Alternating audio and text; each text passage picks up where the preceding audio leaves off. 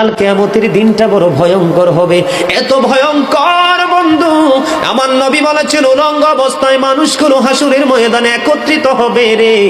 ও বন্ধু, প্রত্যেকের কবর থেকে ওই হাসুরের ময়দানটা কমপক্ষে 50,000 বছরের রাস্তা হবে রে বন্ধু।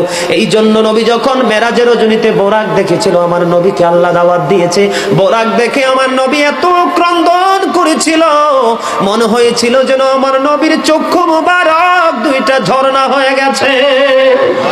এই যুবক, কাল কিয়ামতের দিন ঘাম এত ঘামবে রে, কেউ মাজা পর্যন্ত, কেউ নাভি পর্যন্ত, কেউ বা আবার পুরো শরীর বন্ধ ঘামের নিচে ডুবে থাকবে, আবার মাথার মগজ টকবক টকবক করে উতরাইতে থাকবে রে। আল্লাহ বলেছেন লা ইয়ামুতু, people will not die that day, সেদিন মানুষ আর মরতে পারবে না। আল্লাহ বলেছেন ফিহা ওয়ালা ইয়াহইয়া, people will not be able to live that day, মানুষ সেদিন বাঁচতেও পারবে না।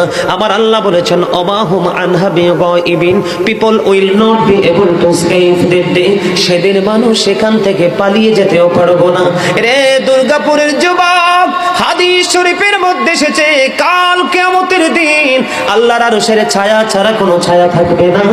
ওই কাল কিয়ামতের দিন এই দুর্গাপুরের যুবকগুলো চাইয়া দেখেন চাতক পাখির মতো বসে আছে। আমার কাছে এত সুন্দর লাগে রে যুবক, আমার হৃদয়টা ঠান্ডা হয়ে গেছে, কলিজা ছুঁয়ে গেছে তোমাদের উপস্থিতি এবং মনোযোগ। আল্লাহ রাব্বুল আলামিন হাদিস শরীফের মধ্যে এসেছে কাল কিয়ামতের দিন আর 7 শ্রেণীর মানুষকে আল্লাহর আরশের ছায়ার নিচে জায়গা দিবে রে। এর মধ্যে বিশাল একটা টিম থাকবে পৃথিবীর যুবকেরা। জোরে জোরে সুবহানাল্লাহ।